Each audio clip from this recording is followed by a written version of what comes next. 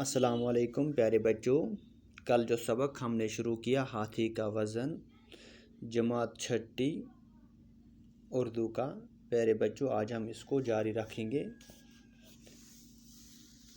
انعام کے لالچ میں بہت سارے لوگوں نے اپنی عقل پر زور دیا، ہزاروں جتن کیے مگر کوئی صورت بن نہ پڑی۔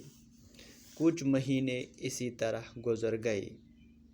بادشاہ کو فکر ہوئی اور وہ اس سوچ میں پڑ گیا کہ زندگی کا بھروسہ نہیں، منت کا عہد خدا سے کر چکا ہوں، اس کا پورا کرنا اب مجھ پر فرض ہے۔ ہاتھی کو تولنے کی تدبیر کسی کی سمجھ میں نہ آتی، اب کیا کیا جائے۔ ایک دن وہ اسی ششو پنج میں تھا کہ ایک ملا خدمت میں حاضر ہوا اور عرض کی، جہاں پناہ مجھے تدبیر سوجی ہے، اگر حضور روپے اور ہاتھی میرے ساتھ کر دیں تو امید ہے کہ میں دریا جا کر ہاتھی کے برابر روپیہ تول کر حضور کو دکھا سکوں گا۔ یہ سن کر بادشاہ بہت خوش ہوا، وزیر کو ہاتھی اور روپیہ ملا کے ساتھ کر دینے کا حکم دیا اور خود بھی درباریوں کے ساتھ دریا کی طرف چلا۔ شہر میں یہ بات مشہور ہو گئی، اس لیے بہت سے تماشائی بھی دریا کی طرف روانہ ہوئے۔ جب بادشاہ، درباری اور عام لوگ وہاں پہنچ گئے تو ملا نے ایک ناؤ کو کنارے کے قریب لا کر کھڑا کیا۔ ہاتھی کو اس پر سوار کیا گیا۔ ہاتھی کے بوجھ سے ناؤ کا کچھ حصہ پانی میں ڈوب گیا۔ پیارے بچوں، ہم پڑھ رہے تھے کہ ایک بادشاہ ایک دفعہ بیمار ہوا۔ اس نے یہ منت مانی کہ اگر خدا نے اس سے صحت عطا فرمائی تو وہ اس کے بدلے ہاتھی کے وزن کے برابر روپیہ تول کر بھوکے ننگے فقیروں میں بانٹ دے گا۔ اسی لیے پورے ملک میں اشتہار دیا گیا کہ جو شخص ہاتھی کے برابر روپیہ تول کر دکھائے گا، ہم اس سے انعام سے مالا مال کریں گے۔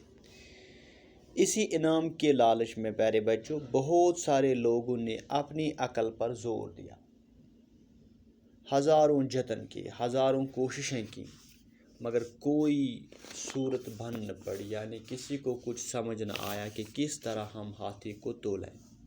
کچھ مہینے اسی طرح گزر گئے۔ بادشاہ پریشان ہوا، وہ اس سوچ میں پڑ گیا کہ زندگی کا بھروسہ نہیں، اللہ سے منت کا عہد وعدہ کر چکا ہوں، اس کا پورا کرنا اب اس پر فرض ہو گیا۔ ہاتھی کو تولنے کی تدبیر کسی کی سمجھ میں نہ آئی۔ ایک دن وہ اسی پریشانی میں مبتلا تھا، یہی سوچ رہا تھا کہ اچانک ایک ملا ناؤ چلانے والا، کشتی چلانے والا اس کی خدمت میں حاضر ہوا اور عرض کیا، جہاں پناہ بادشاہ سلامت، مجھے ایک تدبیر سوجی ہے، مجھے ایک خیال آیا ہے کہ اگر آپ بادشاہ سلامت روپے اور ہاتھی میرے ساتھ کر دیں تو امید ہے کہ میں دریا جا کر ہاتھی کے برابر روپیہ تول کر حضور کو دکھا سکوں گا۔ یہ بات سن کر بادشاہ بہت خوش ہوا، وزیر کو ہاتھی اور روپیہ اس ناؤ والے کے ساتھ کر دینے کا حکم دیا اور خود بھی درباریوں کے ساتھ دریا کی طرف چل پڑا۔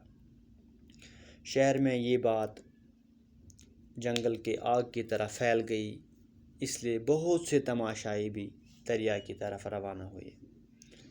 جب بادشاہ، درباری اور عام لوگ وہاں پہنچ گئے تو اس ناؤ چلانے والے یعنی ملا نے ایک ناؤ کو کنارے کے قریب لا کر کھڑا کیا۔